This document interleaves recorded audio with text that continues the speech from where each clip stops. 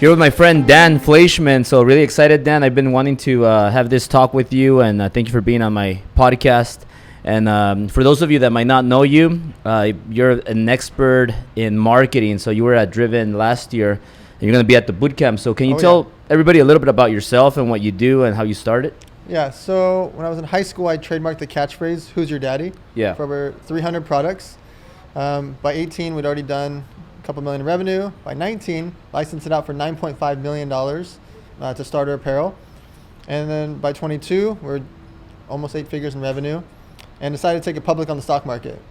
So when we were 23, we went public, became the youngest owner of a publicly traded company in history to launch an energy drink under the same brand name. The next 4 years, I don't really remember. I got us into 55,000 retail stores in America, and I just sold the drink over and over and over. That was my whole focus in life. Then, after 4 years of that, so on the 10-year anniversary, I resigned so I could put another feather in my cap, and I started an online poker site. This is right before social media was really getting going. So I signed Dan Bilzerian, DJ Steve Aoki, Playboy Playmates, Poker Pros, and built, within 10 months, the third biggest poker brand in the world. Did that for a while, and then boom, online poker got shut down in America. All of a sudden, my company was closed. I willingly closed it, but my competitors were all closed down, and I wasn't sure what was the next plan. And so I didn't want to keep it going just overseas, because America was such an important thing to me. So I paid back 43,000 people so I could sleep at night, because my competitors didn't pay anybody back. So from that, I decided I never wanted to have all my eggs in one basket again, and I became an angel investor and started a social media agency.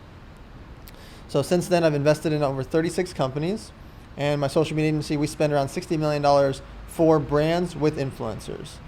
And then my main passion is my charity. We make backpacks for the homeless with 150 emergency supply items inside, and we've been doing that for 8 years. That's kind of my life in a fast forward nutshell. So when you took the company public, you made a lot of money right there, and you were like 18. Yeah. We were 23 when we went public. 23. Yeah. And then that money you lost it, or when all that happened? No, I lost a lot of money when online poker got shut down. From the public company, I didn't lose it. Yeah. And now the company, I just resigned because it was time. I did the same brand for 10 years. Yeah. And I felt like, I loved poker, so I wanted to start a poker site. And you're really young. Well, I mean, we're relatively young. I'm 36. You're 38, so we're really close in age. So I respect that a lot. And you're helping a lot of people that have a huge following, like millions of followers. Like Ty Lopez is one. You've helped a lot of other people, but Ty Lopez is really cool. And when I met Ty, I related a lot to him because he kind of shocked the whole social media with his car. And I noticed, like, he's closer to my age, and then he did the Lamborghini in my garage. In my garage, yeah. Did you have anything to do with that, or did you know him back then? I knew him. Oh, I've known him for 11, 12 years before social media existed. I've known him. That ad is actually the most watched ad of all time. 1.6 billion minutes watched. Really? Like, Ty is the #1 YouTube ad spender ever, and that ad was viral. Plus, spent a bunch of money on it. It's amazing. So I had nothing to do with that commercial. All I did was help amplify later. So when he wanted to build an Instagram following, we were using great content that he had, promoting it across hundreds and hundreds and then thousands of accounts about him. At the same time, he was running contests, giving away cars, giving away iPads, giving away money, and that helped build his following to the stratosphere. Do contests still work good? Oh yeah, sure. So there's different forms of contests. One type of contest is one you can do on your own page. Yeah. Where you're just essentially giving your fans something, but they can't do it in exchange for money or a task. It's illegal for them to have to pay to be a part of a contest because that becomes a lottery. So the safe version is, and the free version is, all they have to do is tag the most friends, or follow this other account, or apply for this email list, for example. They can take a step or an action, but it can't be something that costs them any money. So if you, Albert, say, hey, I'm going to give away 3 iPads today, all you guys got to do is tag the most friends by 5 p.m. I'm going to pick 3 winners. That works, right? The other types of contests are what's called a loop giveaway. So like we're doing one with Dan Bilzerian right now, and you see him posting this contest. I'm giving away $25,000 in cash, donating tens of thousands of dollars to charity. I'm going to pick a bunch of winners, and I'm giving away 10 iPhone 11s. All you guys got to do is go follow all these people. You're seeing more and more of these loop giveaways that the Kardashians are doing. Jake Paul just did one. Bilzerian's doing right now, where it causes people to gain a lot of followers really quickly. But you on your own, if you're watching out there and you've got 2,000 followers or 20,000 followers or 200,000 followers, you can give stuff away for free to your fans. It can be an ebook, it can be books, it can be iPads, it can be money, it could be something or an experience or a phone call with you. It doesn't have to be something expensive, and that will cause a lot of engagement because people like free stuff. If you ever go to a stadium or go to a basketball game and people are literally elbowing and fighting for a free t-shirt, like they're fighting each other in the stands for a free t-shirt that they're never going to wear. They just like free stuff. Yeah. So for example, one thing that works for me very well is when I tell people I'll give you a free 1 hour coaching session. Sure. Tag as many people, but I don't know how good I'm doing it, but they do tag a lot of people, and then I told them we'll tag each person separately. Is that better than tagging like a bunch of people at once? Just tag as many as they can. It's the same? So because what you're hoping for is, one, you're getting more engagement. Yeah. Two, you're hoping those people that they tag want to start following you because either they like your account, they see cool cars, family, house, business, they see the Albert life. You're hoping that they follow you because of that. Yeah. But two, they're getting a respected situation of why they should follow you because their friend tagged them. Yeah. The same reason you go see a movie is your friend tells you about the movie. If your friend tags you, say, hey, go follow Dan Fleyshman or go follow Albert, like they're more inclined to follow because they're the ones that tag them. Yeah. What I noticed is when people tag people to follow an account, or like when people tag me, like how many people, like especially people with influence, you probably get, I mean, for example, yourself, you get tagged a lot, right? Right. Do you look at every page or how, or we're not the clientele. Yeah. Meaning we're not the fan that they're looking for. Yeah. Do I look? Sometimes, especially if you tag me, I would look. Yeah. Like you tag me in the Wolf of Wall Street thing, I'm going to go look. You tag me in Lewis House, I'm going to go look. Like you tag me in something, I'm going to look because it's you. Yeah. If Billy G 12346 tags me, well, I don't know Billy G. If Billy Jean tagged me, I would do it. Yeah. If Billy G, the random kid in Alabama, tags me, I'm probably not going to look because it's a respect thing. I'm looking because Albert did it or Billy Jean did it, right? The other thing you can do is have more than one winner. If you have 3 winners of 20 minutes each with you, you're going to convert higher than one winner of 1 hour because the fans think they have more of a chance. Yeah. So you always want to give away 3 iPads or $300, $100 at a time, or 3 20-minute sessions, not 1. So people go crazy over $100 as the same as like for an iPad, you think? So here's the thing. So Ty Lopez, for 17 weeks, he gave away a car every Friday, a Ford truck every single Friday, right? Or Ford, any Ford you wanted. Yeah. And every time I was like, dude, this is amazing and it's great for press, but you're going to convert better giving away 10 people $100 each. And we argued and we went back and forth and he wanted to test it. I was like, look, I want you to the same day, next Friday, do 10 people $100 each, see what happens. Instead of 12,000 comments, he got 64,000 comments. It was 5 times bigger. And the reason is people don't believe they're going to get a car. Even though Ty really gave away a car and we would go to the dealership together, I saw the car, I saw the winner, like it was very, very real for 17 weeks. The people, the fans following from Albuquerque, New Mexico and Guadalajara, they don't believe they're going to win a car from Ty Lopez, right? They do believe that he'll PayPal them $100 or Cash App them $100. And they believe it because there's 10 winners, they're much more likely to believe it than one. They think it might be his nephew who got it, right? Yeah. That's awesome. So how do the algorithms work though? Like, cause let's say I have 100 and something thousand followers. When I make a post, I notice that my engagement isn't that great. And I'm sure many people have that problem. Do the algorithms block you, or is there some fake followers that I need to get off of my Instagram, or how does that work? Yeah, so everybody's impacted by the algorithm. And the problem is the algorithm changes quite often. Yeah. So it's hard to say today while we're sitting here, by the time I get downstairs, it might have changed. However, the best thing you can do is just create good content, make good captions, and that part will serve itself. However, if you use certain keywords, the algorithm will block you. If you say the word discount code, sale, link in bio, anything that takes away from Instagram, they hate you. Because they want you to spend money to do those things. They want you to spend money to send people away from Instagram or to your business. They don't want you to make money. Yeah. They want you to spend money. So anytime you use certain keywords like link in bio or sale or discount code, etc., that's going to hurt your algorithm even more. Is there any courses or any place where we could get all those secrets so that we know exactly what to do? Or so I have a course that's learnpersonalbranding.com. I have 77 videos, and a bunch of them are about the algorithm and social media and how to do swipe ups, how to do stories, how to do content, etc. There's people that are really good at how to fight the algorithm. There's a guy named Mark Lack who's really good at it. He's super good at it. There's Zach Folkman and Chase Hero. They have a good one together. There's some good content out there, but also if you look on YouTube, you can find a lot of free content as well. Yeah. You just make sure that you listen to people that you respect. Yeah. Meaning, if that Billy G guy, 1446 in Alabama, does a video, or Billy Jean in San Diego that does 600 million views does a video, who are you going to watch, right? Yeah. A lot of times people listen to this person when they should only be listening to people that are doing big revenue in the space that you're in. A lot of times people are looking at, and the reason you're seeing so much backlash against the fake entrepreneurs or the people that are just doing fake coaching, I nicknamed them 19-year-old life coaches. Like, they haven't lived life yet. Yeah. You can filter that out by just looking at, like, wow, Andy Frisella, well, he's got a $300 million company. I should listen to him.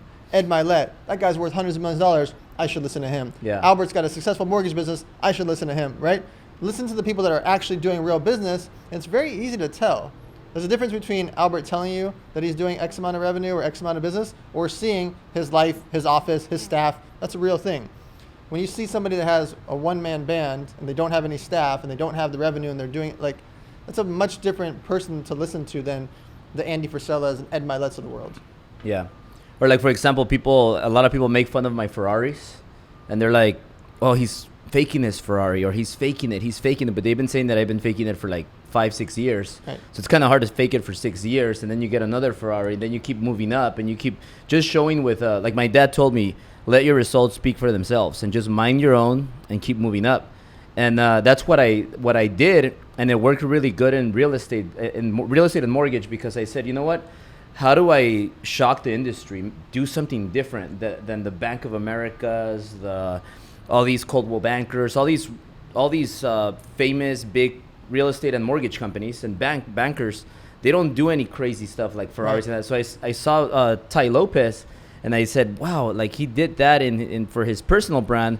Let me just do that for my business. And then kind of like how Patrick Bet-David is building his brand to build PHP, his company, and other people are building, like Brad Lee's building Lightspeed, but he's kind of like, you're kind of like the puppet, kind of like the promoter. Is that the right way to do it?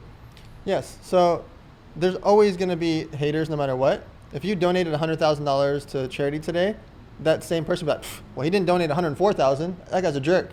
No matter what you do, literally no matter what you do, people complain. I think it was a few weeks ago, Jeff Bezos donated $97.5 million to help homelessness. Do you know what all the articles said?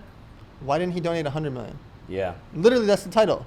Like, can you know how mind-blowing that is? The guy donated $97.5 million to something, and people are complaining that he didn't round up $2.5 million.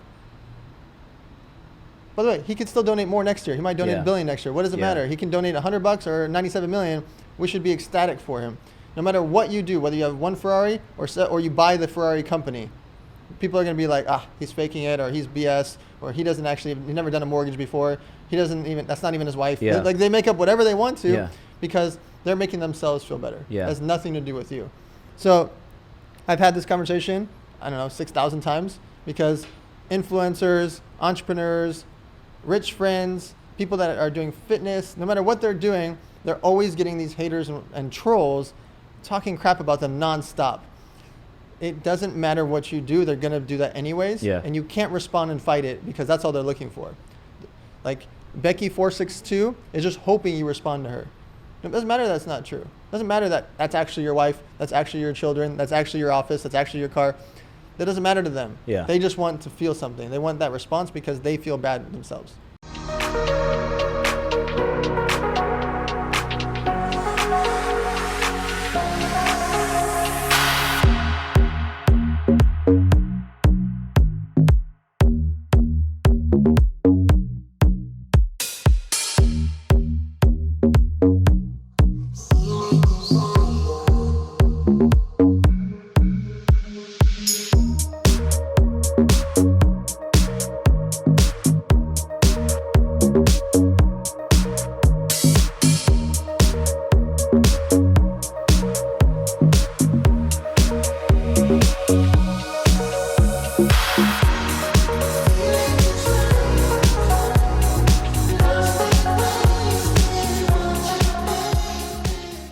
Yeah. Speaking of haters, like I know a lot of the people that hate are usually people that quit, that got fired, or that didn't make it in their careers, and they're hating. But these haters, what do you recommend for influencers to do with these haters? Because I'm sure, I mean, I know Ty has a shitload of haters, and do you have a lot of haters too? Like, what's the best way? I don't know because I just block them all. You block? Is that the best thing to do? Block him? I don't even. I tell everybody the exact same thing.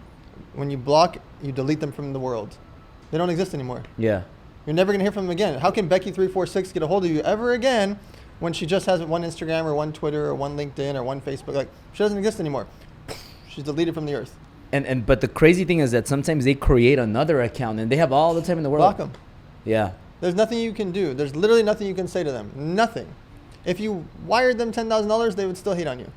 Nothing they can. So the whole haters are promoters. You'd rather just get rid of them? They're not really block promoters. them forever.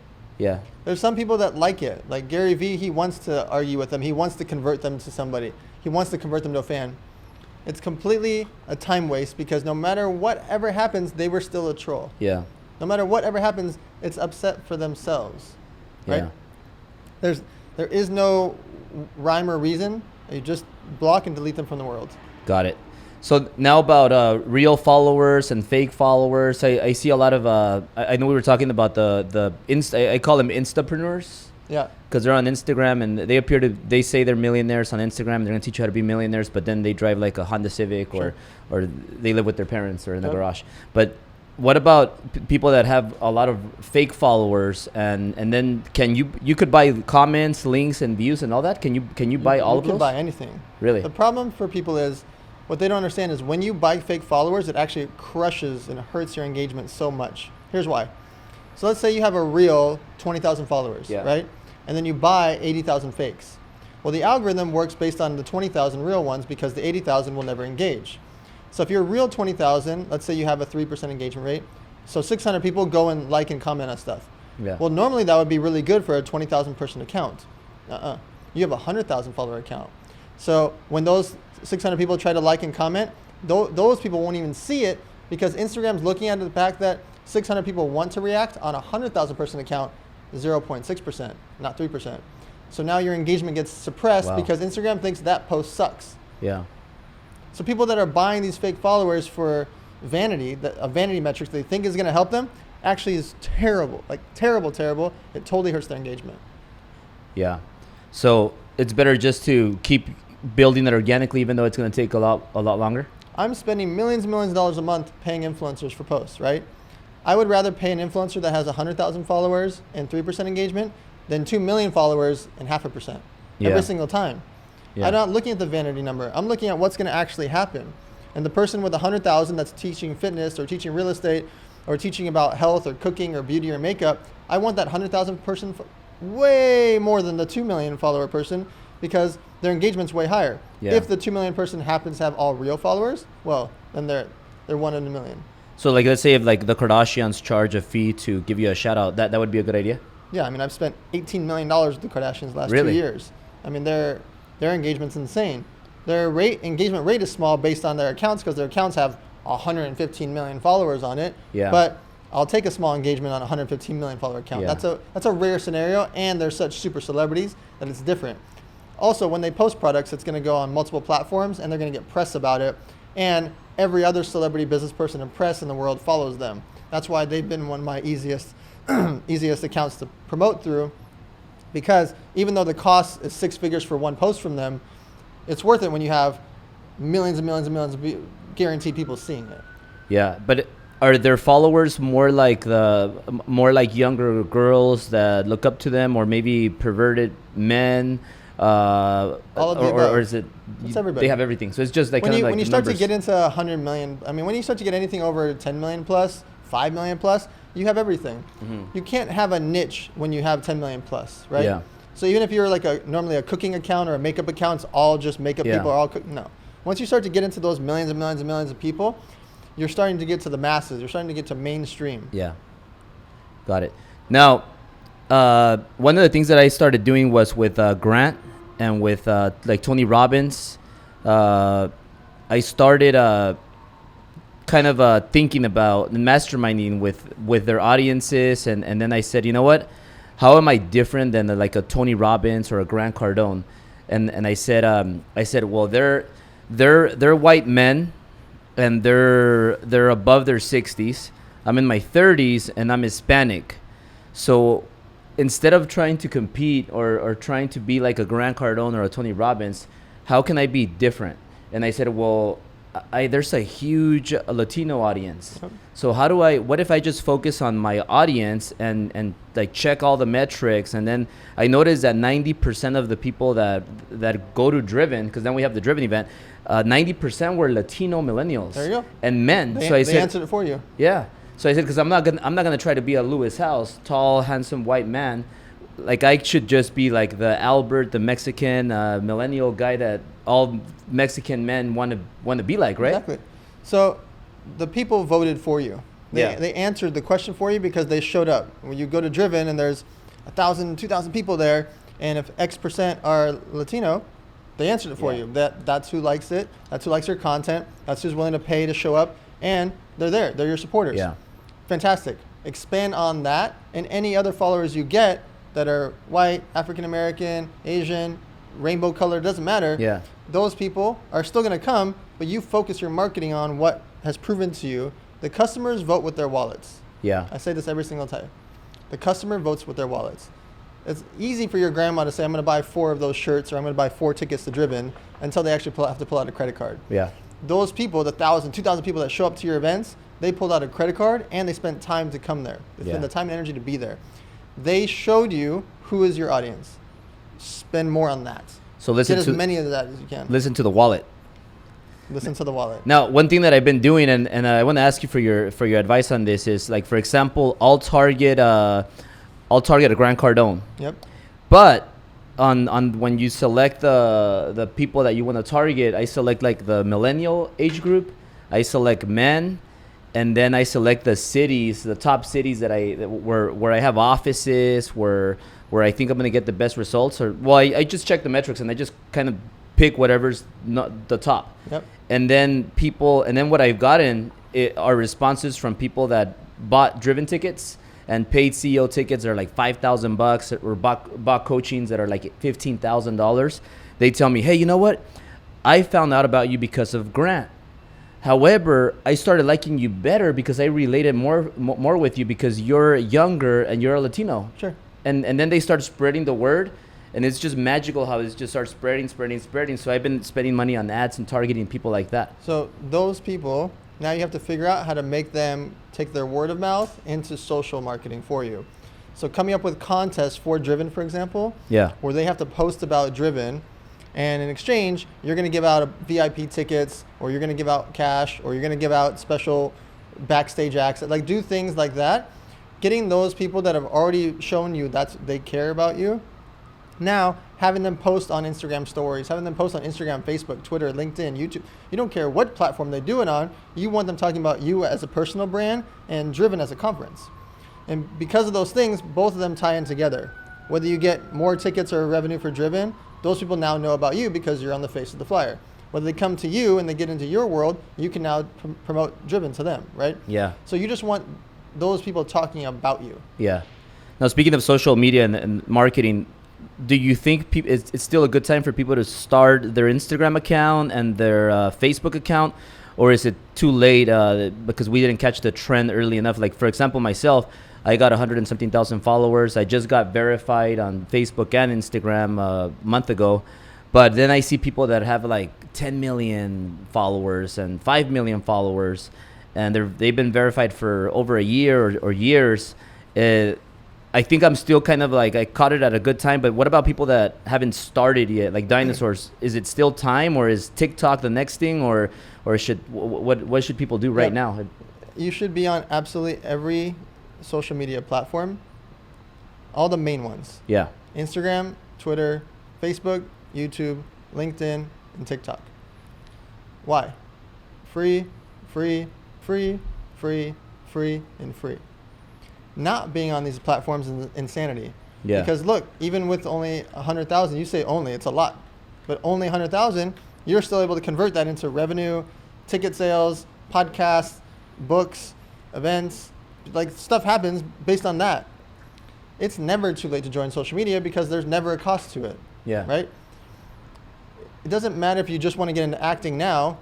Clint Eastwood's probably 70 or 80 years old, and Al Pacino's 70 years old. It doesn't matter. Yeah. You would still go into acting, right? Because you still want to be an actor. Many music artists are 60, 70, 80 years old or have passed away. Doesn't mean you don't go become a music artist, right? Yeah. Just because Elvis Presley is gone doesn't mean you can't become a guitarist now. So social media is the exact same way. It's not going anywhere. So you have to jump in, and you want to put your name in the ground for real estate. You want to own your social media names across every social media platform. And maybe you only like Instagram, or you only like TikTok, or you only like Facebook. Create your content for one platform and then repurpose that exact same video and caption on all the other platforms to make it easier for yourself. Yeah, speaking of social media lasting, so you think we're still a good 10 more years, 20 more years that social media is going to be here to stay? There's nowhere for it to go because the companies are too rich. Yeah. Where is Instagram and Facebook going to go? Facebook's one of the biggest companies in the history of the world. They're not slowing down. They're making billions of dollars of net profit per quarter. Where are they going to go? Zuckerberg's too young. Yeah. He's not going anywhere. He owns this little company called Instagram. So their next platform, they're not going anywhere. They're funded forever. They also own this other company called WhatsApp. They're not going anywhere. So your three of your top 7 biggest, they're never going anywhere. They're infinitely funded. Yeah. You look at Snapchat. I didn't even mention that when I said my list because Snapchat, it's not a very functional platform. It's gorgeous and fast, but it's meant for kids, and it's ephemeral content that disappears, and it's really hard to do a lot of stuff on there. Can you post on there? You can. It's just not that necessary. The point is, there may not be another TikTok anytime soon, right? There may not be another big platform anytime soon because look at the money it takes to battle with these guys. Yeah. The reason TikTok stood out is they have infinite money behind them. There's an Asian company that owns them that has bajillions of dollars. Okay. They were able to spend zillions of dollars in marketing in the US. They paid tons of celebrities. They were spending 12 to 25 million a month just with my friends' agencies earlier this year to build TikTok. Like, TikTok has so much money, that's why they stood out. And it's a great platform. Yeah. But we talk about TikTok and we don't talk about Snapchat. Yeah. Snapchat's got billions of dollars. They just don't care about their people. Yeah. They have a founder that's just not cool with the people. He's not cool with marketing. He doesn't understand. He's trying to be something that he's not. Yeah, TikTok. So I just opened the TikTok account. I told Danny and Brian, hey, just open up an account and let's start it. I mean, it's free. We have nothing to lose. If you're verified on the other platforms, is it easier to get verified on TikTok? Yeah. So you know Casey Adams? He actually has a TikTok agency. Yeah. He can get you verified on there. Casey Adams. Yeah. Cool. And what's different from TikTok compared to Instagram? So TikTok is still a younger audience, but when I say that, everybody thinks, okay, it's only young kids on there. There's over 1 billion users on TikTok already. They're at like 1.4 billion. That means like 1/3 of the free world that has an internet device has TikTok. Think about that for a second. That's insanity. So my wife, on her like 3rd or 4th post, she only had a couple thousand followers. One of her videos has 1.6 million views. That's insane. That'll never happen on Instagram, Twitter, Facebook. Unless, like Twitter, it has to be like some viral news story to go crazy. Yeah. Or a viral meme or something. Yeah. On TikTok, she made a video that I filmed of her standing outside touching a wall. 1.6 million views. You're in a rare moment in time where like an account with a couple thousand followers can do that. Yeah. So it's a very fun platform. It's meant for short form content. Don't put a 4-minute video on there, right? But you see Gary Vee, he's got millions of followers on there already doing short form content, and then he mixes in his long form speeches. So how many seconds would you say for content on TikTok? I mean, really, if you could keep it to 10 to 15 seconds. Oh, really? Yeah, if you can keep it short, you're dealing with people that are looking for fast. So that's like stories. Yeah. And that's you can do longer content. It won't go viral. It can't go viral. That's not how that platform works. Got it.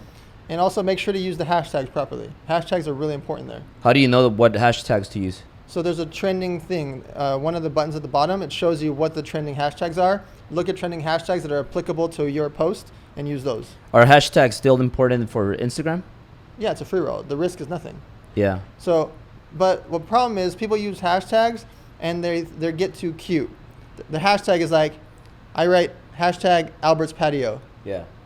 Well, nobody's searching Albert's patio as a hashtag, right? We're here, but nobody's actually, that's not a hashtag people search. Yeah. Hashtag love Friday lunches. Well, there's nobody anywhere in the world searching the hashtag Love Friday Lunches, right? They search the hashtag lunch or TGIF or Friday, or salad or pizza.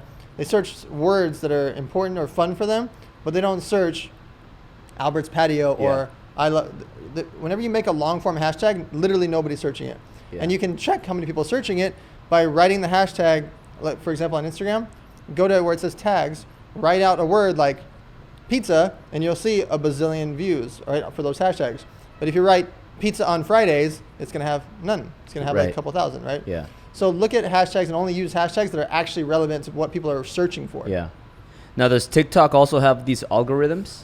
Oh, yeah. Yeah? TikTok algorithm is, but it's not hurtful. It's the other way. It's the opposite. Yeah. The TikTok algorithm is to help expand things. It's not to help restrict things. Yeah. And now what about verifications? Are verifications important for Instagram, Facebook? How crucial is that to be really successful? So verifications are always useful because, one, the platforms prefer it. If you're verified, it's going to show your content to more people, and you'll have more functionality in your backend, so you'll be able to use and do more things. It also, for fans, they like it too because they look at you as a more respected character. If you're verified, is it life-changing or mandatory? No. I mean, most people aren't going to get it, so I don't want to say it's that crucial. It's just very useful. Yeah. Because I felt when I wasn't verified, I'm like, man, like, fuck. Like, I felt like I almost felt like I was nothing on social media, and I kept like thinking like, I need to get verified.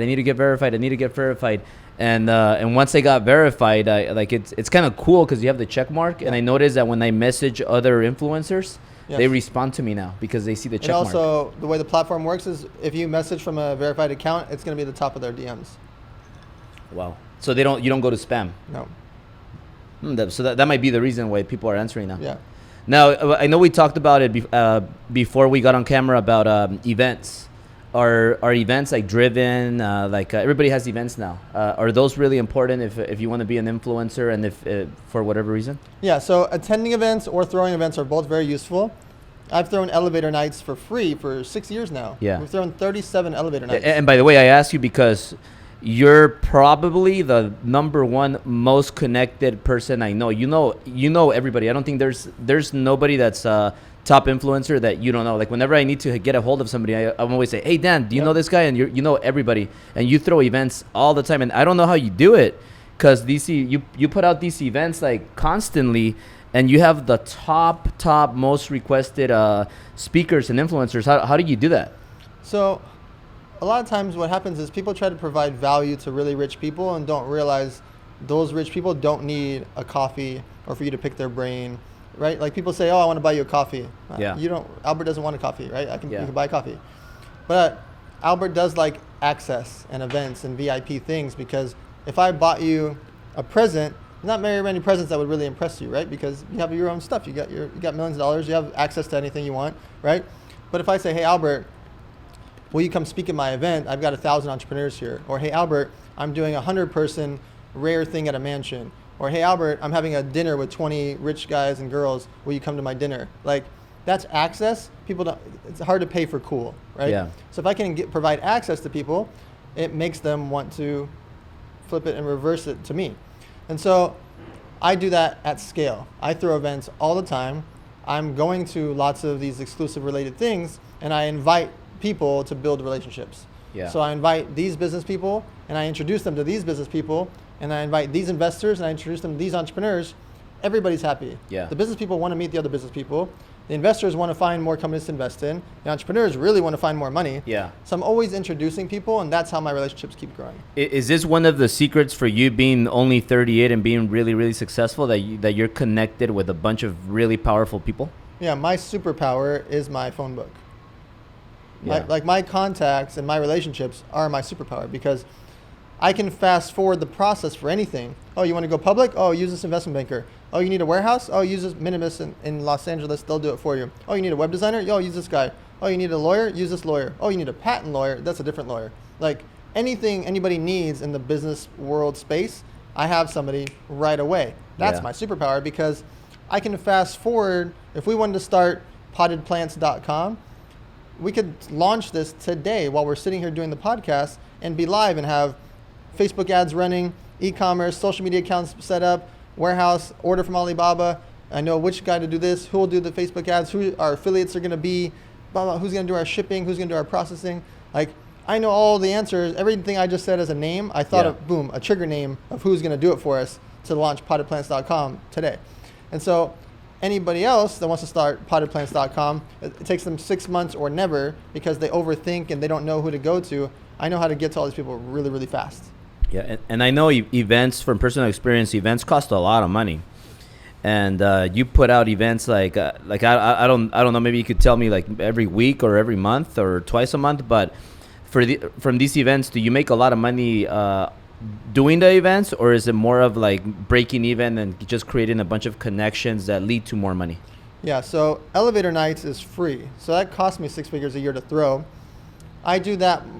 I don't recommend that. You should charge for a ticket, or if you do make it a free event, make it not as expensive as mine. I'm doing it because I have a social media agency. I have other things in my life. I want to invest in companies. So I'm willing to spend $400,000 or $500,000 a year to make my events free. I don't recommend that. It's not necessary. I have a monetized version where I have a $100,000 mastermind, which is already sold out. But those people, I have 100 people that paid $100,000 each for a mastermind.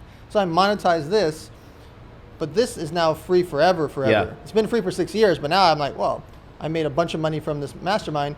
I can spend way more money keeping my free events even freer and bigger and cooler because I take revenue from here to pay for this. And so I recommend going to as many events as you can because the people you meet will help build your Rolodex.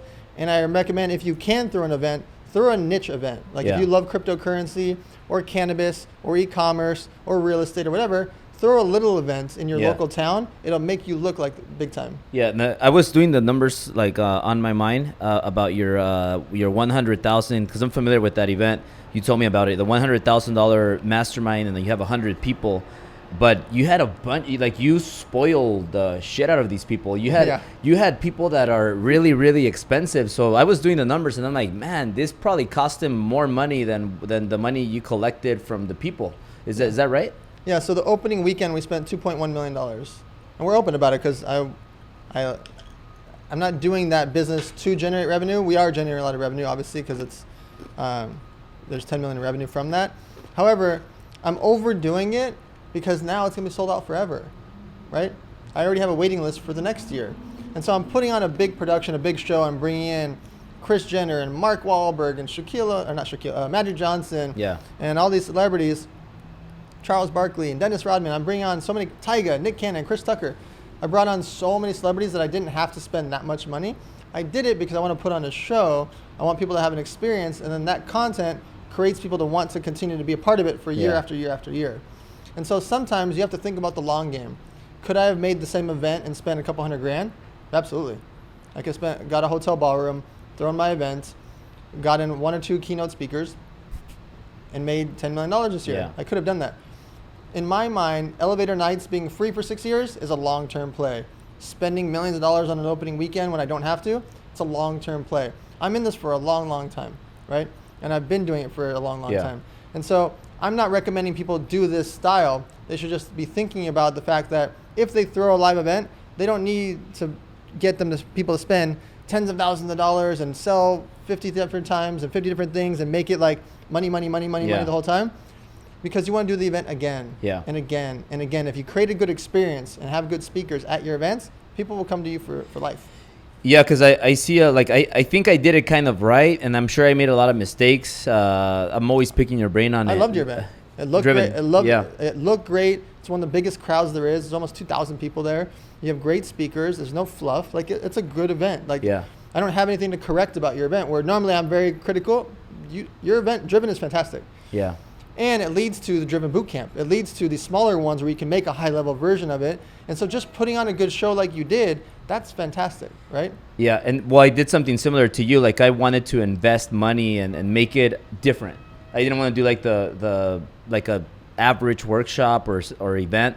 I wanted to have like DJ. I wanted to have the lighting, the best AV, the best the Ferraris on stage and awesome. Things like that. And then but the first year I had 500 people, then 1,000 people, the second one, and then 2,000 the third one. Now the first event, like maybe we're talking to an audience that doesn't have all that money yet, and they're getting started, and they have a company. And what blew up all my companies, the mortgage guys, Ambiance Realty, was Driven. Yep. Creating that event, it increased my audience. Same with me. The elevator nights is. Yeah. But people that don't have that much money, what I did for the first event, I only had 500 people, and most of the tickets sold because of Grant Cardone. So what I did is I paid Grant his fee, and then he brought people in. Right. But then those people I converted, and a lot of people came to see me, the second one, Yep. and then I just kept adding value, so I spent it money. But I did it different from the beginning. And I see a lot of these younger people on Instagram, everybody now is trying to do events. Everybody wants to do their event. But I find one of the mistakes that they do is they don't throw the right event. Like they just have like a normal event at a really ugly ballroom and kind of like that. Do you think if you want to be successful, do you have to kind of stand out? So what's interesting is the people are going for an experience. They're going to meet people and then also listen to good content. So making the event easy access. So in making it at a venue that they want to go to, not making it multiple days because that's always a long struggle for people. For people that can't afford to throw a big production, you don't need to. My first elevator nights were in like venues, like a jewelry store. I did one at a car dealership. I did another one at a car dealership. The dealership gave it to me for free because I told them I'm going to bring some rich people to the room. They gave me the place for free. But the people that came loved it because it was a room full of Ferraris and Lamborghinis and Rolls Royces, right? Yeah. They ended up selling 2 cars because of the event. You can find venues, especially Monday through Thursday. Don't throw your events on a Friday or Saturday night when you're trying to throw a 50-person real estate event or a 50-person makeup event in your local town. Think about inviting people on a Monday through Thursday, talking to cool venues, because Monday through Thursday, they're slow anyway, right? You try to rent out a ballroom on a Friday or Saturday, it's freaking expensive because they're always booked. What about on a Tuesday? Yeah. Not gonna be expensive. Going to a cool bar, a cool restaurant, a cool nightclub, like Billie Jean, his events last year was at a nightclub. It was awesome. They could, a ton of people in there. It's a 30,000 square foot nightclub. It's a different type of venue, but the nightclub wants those people in there because it's marketing for them. So thinking about venues that are not expensive, that are unique, like you said, and then also it doesn't have to be 500 people. Make an event for 50 people. Make it for 100 people. Make your tickets $0 to $100, $200. It doesn't have to be $1,000. Make it affordable. The things that come from it are huge because you start to meet all these people that want to come to so many people want to come to your event. High, medium, low, everybody. Yeah. And what about when you boost your post? Should you target maybe, like for example myself that I'm Latino? Should I target Mexico City? Should I target Colombia, Argentina, or is that because I noticed that when I'll target Argentina or Mexico, and for the same amount of money I'll get way more views than if I target Beverly Hills. Sure. So that's because the value of the follower is different. You getting somebody from Colombia is much different because they're not going to ever spend money with you, right? And the way that the algorithm works and the way that the ad platform works is they know the general income of the people in Colombia are much less than Beverly Hills. Yeah. Right? So you're paying for what you're getting. Okay. That user, it doesn't mean you don't want them to see your content, but that user is not going to convert to somebody buying a Driven ticket because they live in Colombia or Argentina.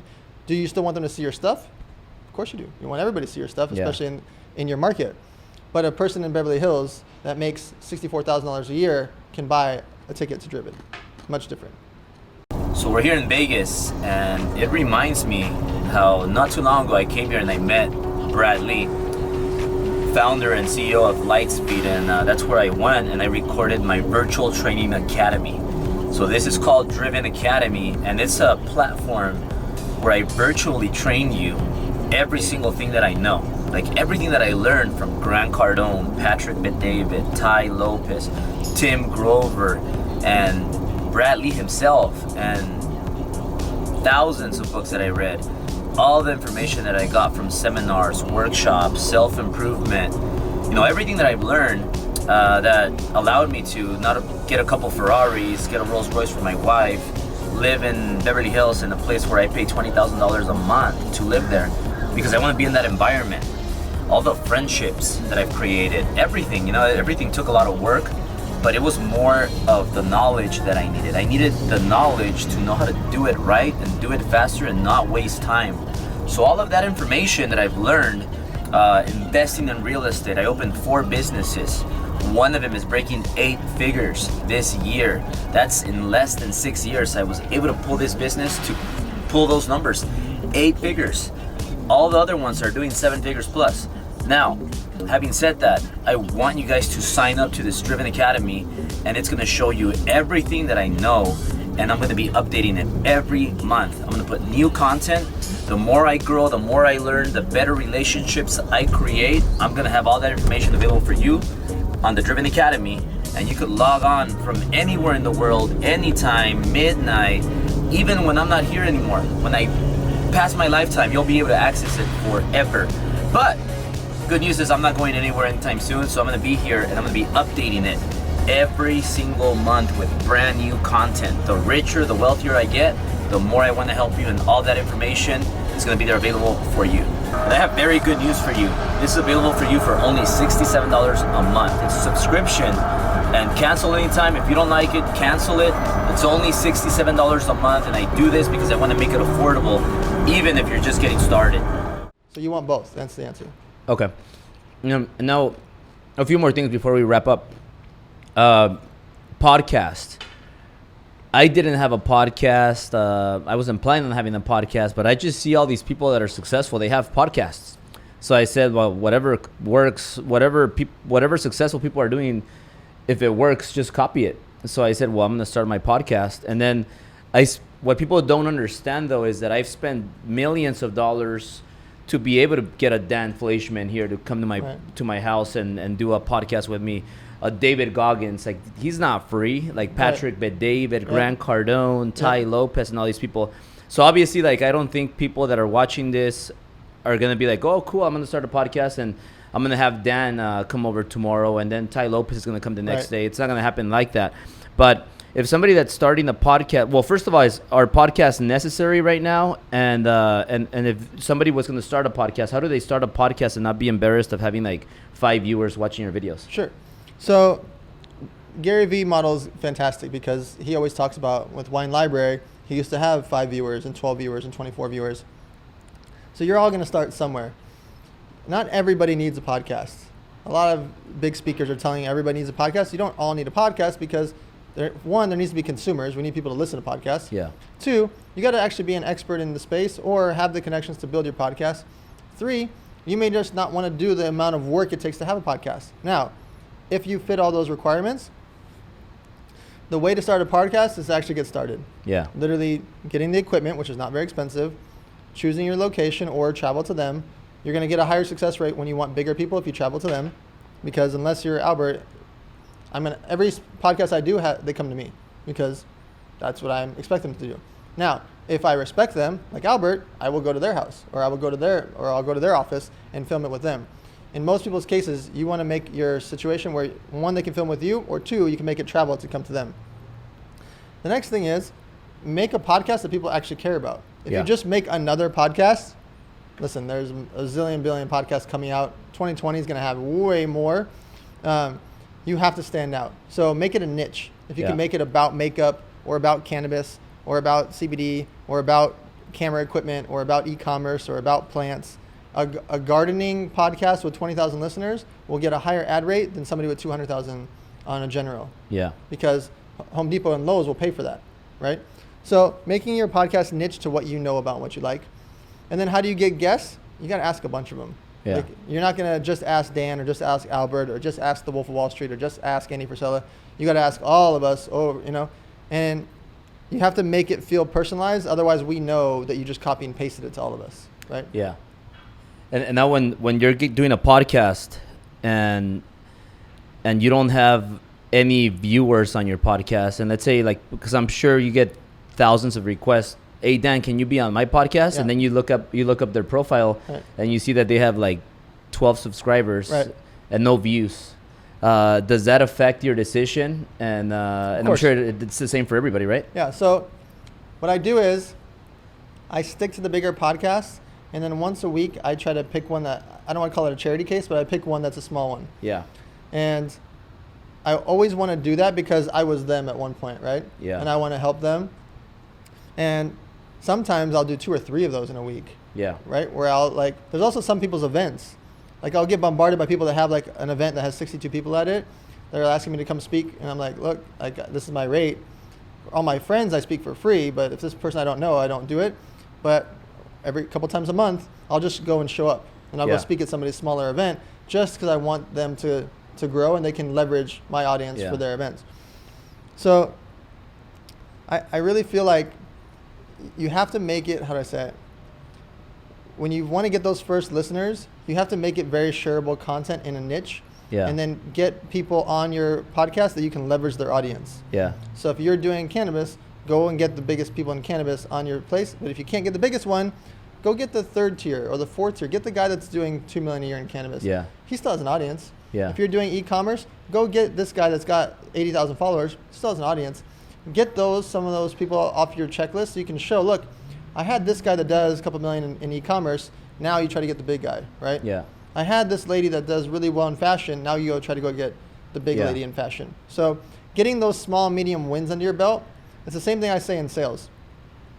I try to go get 7-Eleven, Walmart, Costco, but first I go get the local gas stations, the local car washes, the local guys, because if I get in those and say, look, I'm already in 84 stores in your area, it removes the fear of people saying no. Yeah. So if somebody told me, hey, I already had Albert and the Wolf of Wall Street and Lewis Howes on my podcast, I'm in. Yeah. Right? That's right. Because they already had you guys. Yeah. And so if you can get some of those type of people on there, even smaller, medium, it'll help you get the large ones. Yeah. Now, last question, Dan. What's different from, like, for example, we have Bobby Castro. Yep. Great guy, and this guy's worth so much money, really successful, built a company to $1 billion, great man. And I know you're helping him with some things now, but this guy is he's loaded with money, and he has a great story, and he has energy and all that. So is it really easy to build a character like that's brand new to the social media game? So the algorithm makes things harder still. Yeah. However, he's able to grow, for example, at scale because 1, he can spend money on it. 2, he can have videographers create good content. 3, he's very believable. So he has all the things on the checklist of what fans and followers would want to listen to or would want to watch. And so that's a much easier account to build, but it is still harder because of the algorithm. So you have to spend more in doing it. He's doing really good content. His son and that staff is making great. And he actually cares. His videos are good. It's passionate. He's talking about things that actually make sense to people and matter to people. So I really believe he's going to be one of the big characters in 2020. I like Bobby because he's like, wake up, man, wake the fuck up, PMA. Yeah. And he's like, I'm worth $300 million net worth, personal net worth. Wake up, work. And I'm like, damn, this guy's like intense. Like he's worth so much money, and he's telling people like, wake up and work and PMA. Yep. Like, this guy's just a natural. But like, let's say somebody that doesn't have that's limited on funds.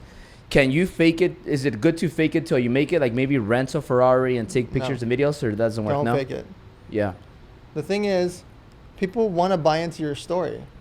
Like when I'm talking about my story, in high school I was working 3 jobs. I was working at the stadium selling peanuts and Cracker Jacks, working at Ruby's Diner as a host, working for a stockbroker under the table, saving up money to start my company. Yeah. That's way more better of a story than me telling you, hey, my mommy gave me $3 million and I started a company, right? Yeah. What do you care about? Nobody can relate to that. Yeah. They can relate to working 3 jobs and saving up money to start a business. Yeah. And so when you're first starting, you don't need to make it look like you have a Ferrari. We want to see you build. I want to see when you get your first lease for a Ford truck, and then you get up to a Mercedes, and then you get to a Bentley. And those things happen year after year after year. That's way more compelling than you coming out of the gate and just having a Ferrari. It doesn't make any sense. Yeah. Cool. It's not relatable. So show your success story as you grow up and as you come up, and then when you get your new nice Mercedes, post it. And it's important also to post pictures and videos that are going to get attention, right? You want to post your real life stories, good and bad. Yeah. People are going to resonate with you way more if you're open and honest about it. When people fake the funk, it's not content that they relate to. Yeah. It's not relatable to see somebody's private jet. It looks cool. It's not relatable to see somebody have a Ferrari on day one. Yeah. We're never going to have a Ferrari. We're 22 years old in Alabama. Like, that doesn't make sense. Would you say it's good to be blunt and just speak out the truth, or do you have to be kind of like careful what you say on social media?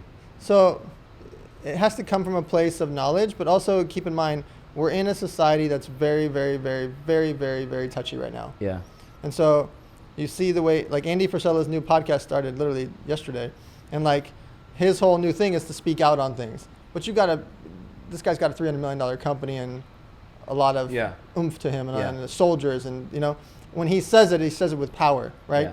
If you're saying it and you're 26 years old in San Francisco right now, it's hard for us to want to get in.